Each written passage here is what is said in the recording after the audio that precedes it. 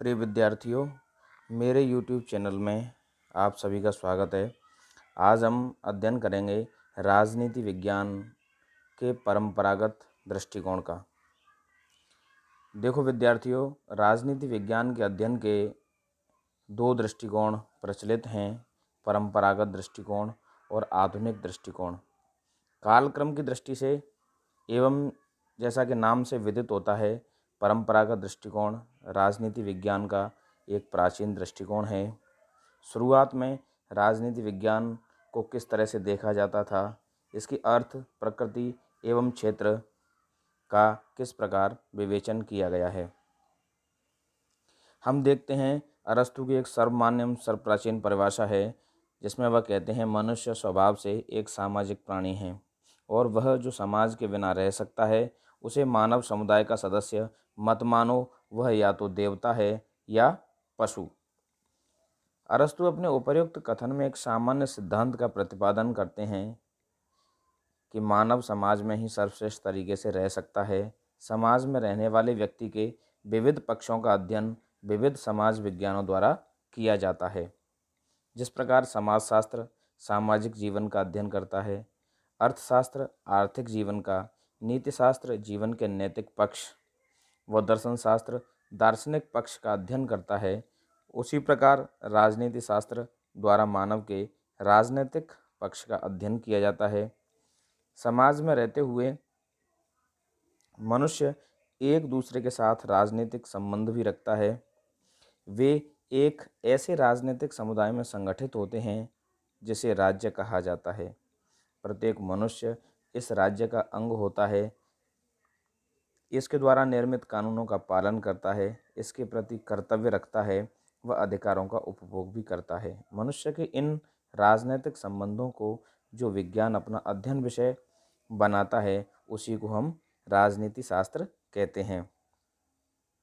अर्थात राजनीति विज्ञान के अंतर्गत या राजनीति शास्त्र के अंतर्गत व्यक्ति और राज्य के आपसी अंतर संबंध, व्यक्ति के द्वारा व्यक्ति के राज्य के प्रति क्या कर्तव्य हैं, राज्य व्यक्ति के लिए क्या क्या अधिकार उपलब्ध कराएगा, इन सारी चीज़ों का एक सम्मिलित रूप में अध्ययन किया जाता है। राजनीति विज्ञान का परंपरावादी दृष्टिकोण आदर्शवादी, दार्शनिक एवं कल्पनावादी है। इसमें मूल्यों, आदर्शों एवं नैतिकता को महत्व दिया जाता है। परंपरागत दृष्टिकोण ऐतिहासिक एवं वर्णनात्मक पद्धतियों पर बल देता है। अध्ययन के विषय राज्य, सरकार एवं संस्थाओं को मानता है। ईस्वी पूर्व 6वीं सदी से द्वितीय विश्व युद्ध के पहले तक जो राजनीतिक दृष्टिकोण प्रचलित था, वह परंपरावादी राजनीतिक उपागम कहा गया। अब देखते हैं हम राजनीति विज्ञान की परिभाषा। परंपरागत दृष्टिकोण के अनुसार राजनीति विज्ञान की क्या परिभाषा है। राजनीति के अंग्रेजी पर्याय पॉलिटिक्स शब्द की उत्पत्ति ग्रीक शब्द पोलिस से हुई है, जिसका अर्थ है नगर राज्य। अर्थात नगर राज्य तथा उससे संबंधित जीवन, घटनाओं, क्रियाओं, व्यवहारों एवं समस्याओं का अध्ययन अथवा ज्ञान ही राजनीति है। अरस्तु ने राजनीति शब्द का प्रयोग इन्हीं अर्थों में किया है। आधुनिक अर्थ में राजनीति शब्द को इन व्यापक अर्थों में प्रयुक्त नहीं किया जाता। आधुनिक समय में इसका संबंध राज्य, सरकार, प्रशासन, व्यवस्था के तहत समाज के विविध संदर्भों व संबंधों के व्यवस्थित एवं क्रमबद्ध ज्ञान व अध्ययन से है। देखो विद्यार्थियों, हम ये देखते हैं कि राजनीति विज्ञान में जो मूल शब्द राजनीति है, वह ग्रीक भाषा के पोलिस शब्द से बना है।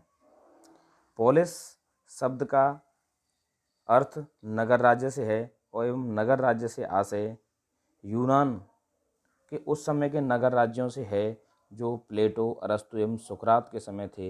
एथेंस, स्पार्टा, जो अपने आप में इतने छोटे थे कि स्वयं ही वो अपने आप में नगर थे और नगर ही राज्य थे। कहने का आशय यह है कि एक नगर ही एक राज्य था, एक संप्रभु राज्य था, और उन्हीं की व्यवस्थाओं का अध्ययन राजनीति विज्ञान के लिए एक शुरुआती अध्ययन बना, इसीलिए वहाँ से इसे लिया गया है।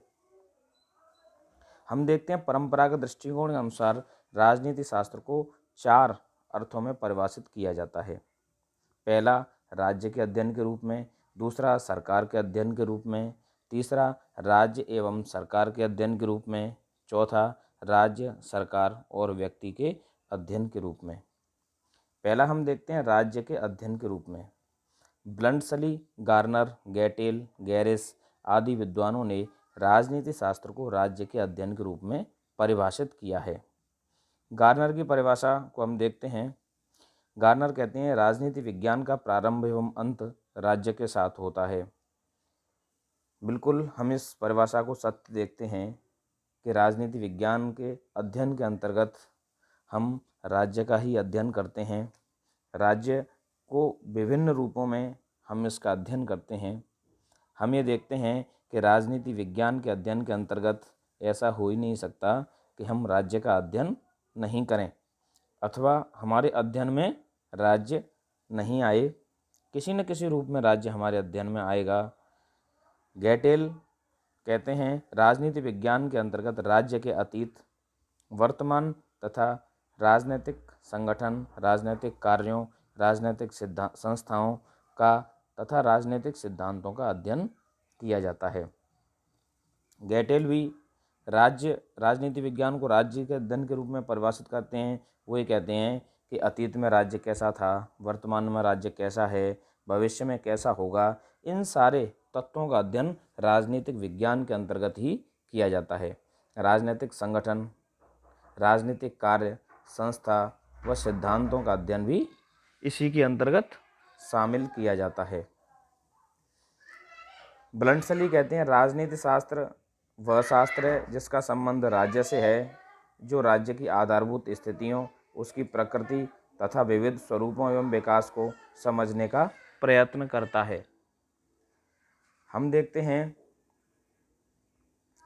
कि राजनीति शास्त्र राज्य की जो मूलभूत स्थिति है, राज्य की मूलभूत प्रकृति है कि राज्य किस प्रकार कार्य कर रहा है, वह राजनीति विज्ञान के अंतर्गत अध्ययन किया जाता है। अगला देखते हैं सरकार के अध्ययन के रूप में। कुछ विद्वान राज्य के अध्ययन के स्थान पर राजनीति विज्ञान को सरकार का अध्ययन करने वाला शास्त्र कहते हैं। उनका कहना है कि राज्य तो अमूर्त संस्था है, उसकी इच्छाओं की अभिव्यक्ति या प्रकटीकरण करने वाली मूर्त संस्था सरकार है। अतः पॉल जेनेट, सीले व लीकोक जैसे विचारक सरकार के अध्ययन पर बल देते हैं। लीकोक कहते हैं राजनीति विज्ञान सरकार से संबद्ध अध्ययन है। सीले कहते हैं राजनीति विज्ञान शासन संबंधी बातों की खोज ठीक उसी प्रकार करता है जिस प्रकार अर्थशास्त्र संपत्ति का, जीवन शास्त्र जीवन का तथा रेखा गणित स्थान व दूरी का अध्ययन करता है। पॉल जेनेट कहते हैं राजनीति शास्त्र सामाजिक शास्त्र का वह भाग है जिसमें राज्य के आधार तथा शासन के सिद्धांतों पर विचार किया जाता है। पॉल जेनेट की परिभाषा में हम देखते हैं कि राज्य के आधार और शासन के सिद्धांत इन दोनों तत्वों को बड़ा महत्वपूर्ण स्थान देते हैं। वो ये कहते हैं कि सरकार के अध्ययन के बिना राज्य का अध्ययन संभव नहीं है। राज्य के एक बेस के रूप में हम सरकार का अध्ययन करते हैं क्योंकि राज्य एक अमूर्त संस्था है। राज्य का जो मूर्त रूप है उसे हम सरकार के रूप में ही देख सकते हैं। तीसरा बिंदु है राज्य व सरकार दोनों के अध्ययन के रूप में। डेमोक, गिलक्राइस्ट, पॉल जेनेट जैसे विचारकों ने माना कि राजनीति शास्त्र राज्य व सरकार दोनों का अध्ययन करने वाला शास्त्र है, क्योंकि राज्य के बिना सरकार की कल्पना नहीं की जा सकती। वह सरकार के अभाव में राज्य का संचालन नहीं हो सकता। बिल्कुल सही बात है।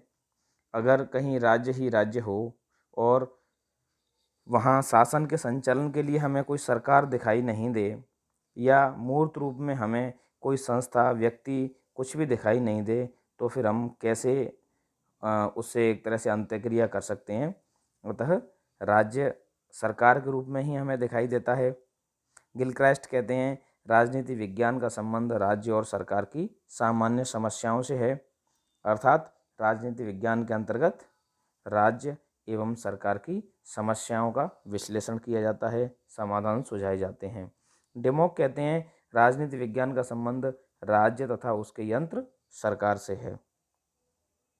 डिमोक एक तरह से उसको एक मशीनरी मानते हैं सरकार को, कि राज्य की एक मशीनरी होती है सरकार, और उस मशीनरी के अभाव में राज्य चल नहीं सकता है। अतः सरकार राज्य के लिए एक आवश्यक तत्व है। मानव के अध्ययन के रूप में गैटेल कहते हैं, राजनीति विज्ञान में मानव जीवन का राजनीतिक इकाई के रूप में अध्ययन किया जाता है। अर्थात वो ये कहते हैं कि प्रत्येक व्यक्ति के व्यवहार का अध्ययन राजनीति विज्ञान में ज़रूरी है, क्योंकि प्रत्येक व्यक्ति का अलग अलग तरह का व्यवहार होता है, अलग अलग तरह का जीवन होता है। प्रत्येक व्यक्ति का एक राजनीतिक जीवन होता है और उसके राजनीतिक जीवन को उसका राजनीतिक व्यवहार प्रभावित करता है। अतः राजनीति विज्ञान के अंतर्गत उस राजनीतिक व्यवहार का अध्ययन अवश्यंभावी है। लास्की कहते हैं, राजनीति विज्ञान के अध्ययन का संबंध संगठित राज्यों से संबंध मनुष्यों के जीवन से है, अर्थात उस राज्य के नागरिकों से है। वो यही कहना चाहते हैं। राजनीति विज्ञान में उन मनुष्यों के राजनीतिक व्यवहार का अध्ययन किया जाता है जो उस राज्य के नागरिक होते हैं एवं उस राज्य की सरकार को, उस राज्य के नीति एवं निर्णयों को प्रभावित करते हैं। हरमन हेलर राजनीति विज्ञान के संपूर्ण स्वरूप का निर्धारण मानव विषयक मौलिक मान्यताओं के द्वारा ही होता है। अर्थात वो ये कहना चाहते हैं कि प्रत्येक इंसान की जो सोच है, उसका राजनीतिक जीवन है, उसका राजनीतिक व्यवहार है, वो राजनीतिक व्यवहार किस तरह से राजनीति विज्ञान और उस देश के या अथवा उस राज्य के एक तरह से राजनीतिक क्रियाकलापों को नियंत्रित करता है एवं प्रभावित करता है। इन सब का अध्ययन राजनीति विज्ञान का परंपरागत दृष्टिकोण करता है। सार रूप में कहा जा सकता है कि परंपरावादी विद्वान राजनीति विज्ञान को राज्य, सरकार और व्यक्ति का अध्ययन करने वाला विषय मानते हैं। राज्य के अभाव में सरकार अकल्पनीय है, क्योंकि सरकार ही राज्य प्रदत्त शक्तियों को कार्य रूप में परिणत करती है। अतः परंपरागत दृष्टिकोण के अनुसार राजनीति शास्त्र के अंतर्गत राज्य सरकार एवं व्यक्ति के अंतः संबंधों का अध्ययन किया जाता है। धन्यवाद।